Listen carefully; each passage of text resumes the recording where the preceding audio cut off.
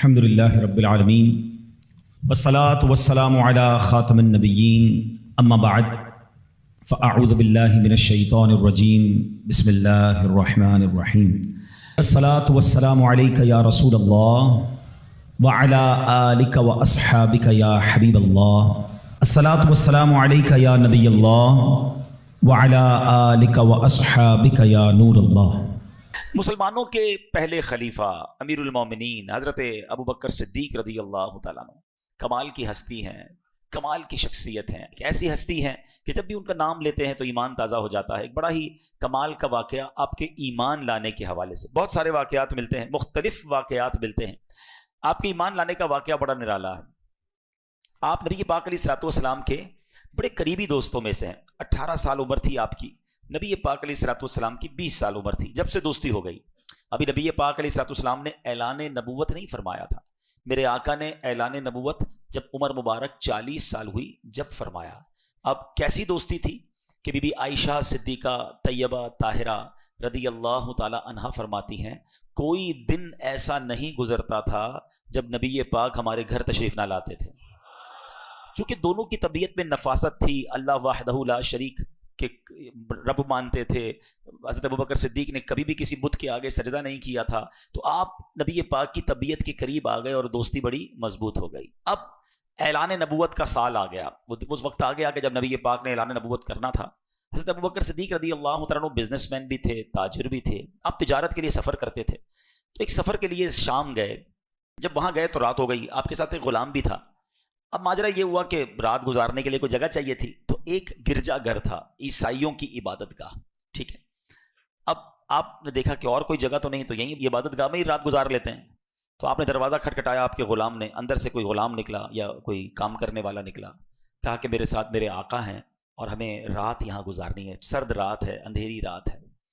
اس نے کہا میں بتاتا ہوں۔ وہ بندہ اندر گیا اور جو گرجا گھر میں بڑا پادری تھا، جس کو آپ کہیں کہ راہب تھا، اس نے اس سے پوچھا، تو اس نے بتایا کہ ہمارے گرجا گھر میں وہی رات گزار سکتا ہے جس نے کبھی کوئی گناہ نہ کیا ہو، کبھی کوئی اللہ کی نافرمانی نہ کی ہو۔ اس نے باہر آ کر بتایا کہ ہمارے راہب تو یہ کہتے ہیں۔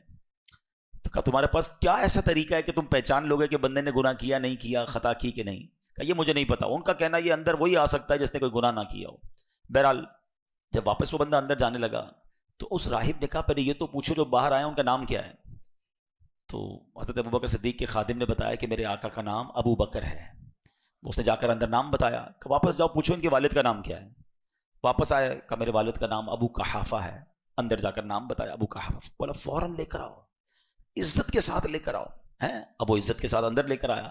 کہا مکہ پاک سے آئے؟ کہا مکہ پاک سے آئے۔ مکہ وہی بستی جو پہاڑوں کے درمیان ہے، درخت کھجور کے درخت ہیں، کہا وہی بستی ہیں۔ اب وہ راہب بہت عزت سے بات کرنے لگا، اس نے اپنی کتابیں نکالی، پرانی کتابیں، آسمانی کتابیں، کبھی وہ صفحات کو پلٹتا، حضرت ابوبکر صدیق کو دیکھتا، پھر صفحات کو پلٹتا، کبھی چہرے کو غور سے دیکھتا۔ حضرت ابوبکر صدیق حیران ہے یہ کیا کر رہا ہے، کبھی نام پوچھتا ہے، کبھی والد کا نام، کبھی شہر کا نام، کبھی کتاب دیکھتا ہے، پھر کہتا ہے حضور اپنا ہاتھ آگے لائیے۔ اس راہب نے آپ کے ہاتھ پر بوسہ دے دیا۔ آپ کہنے لگے تمہیں کیا ہو گیا، تم کیوں ایسا کر رہے ہو، کبھی کیا کہتے ہو، کبھی کیا کہتے ہو، اگر رکنے دینا ہے تو رکنے دو، جانے دو ہم کو، اتنی ساری باتیں۔ تو راہب کہتا ہے کہ آپ کو نہیں پتا آپ کے ساتھ کیا ہونے والا ہے۔ کچھ دنوں میں اللہ کے آخری نبی اعلان نبوت فرمائیں گے اور آپ ان پر ایمان بھی لائیں گے، آپ ان کے خلیفہ بھی بنیں گے، اور جب وہ دنیا سے پردہ فرما جائیں گے آپ امیر المومنین بھی بنیں گے۔ جب آپ کو اللہ پاک اتنی عزتیں دے تو مجھے دعاؤں میں مت بھولنا۔ حضرت ابوبکر صدیق حیران ہو گئی کہ کیسی باتیں کر رہا ہے، کیونکہ آپ کے لیے ساری باتیں نہیں تھی۔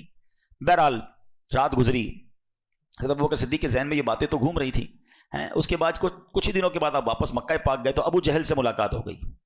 ابو جہل یاد رہے سخت نبی پاک کا دشمن تو تھا۔ ابو جہل سے جب ملاقات ہوئی تو ابو جہل کہتا ہے اے ابو بکر تمہیں پتہ ہے تم جس کے بڑے پکے دوست ہو وہ بڑی عجیب عجیب باتیں کرنے لگ گیا ہے۔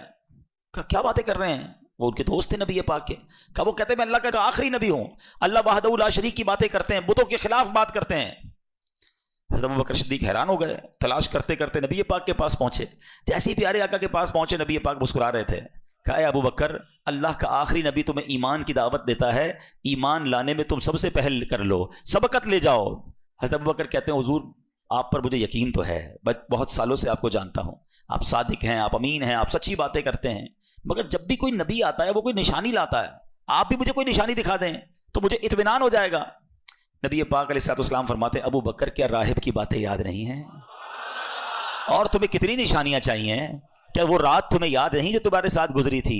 اللہ اکبر۔ صدیق اکبر کہتے ہیں جو نبی ہزاروں میل دور ہونے والی ہماری باتوں کو جانتا ہے، ہم نے کیا آپس میں باتیں کی وہ بھی جانتا ہے، اب اور کسی نشانی کی کیا ضرورت ہے؟ کلمہ پڑھا لا الہ الا اللہ محمد الرسول اللہ، اور صدیق اکبر اسلام میں داخل ہو گئے۔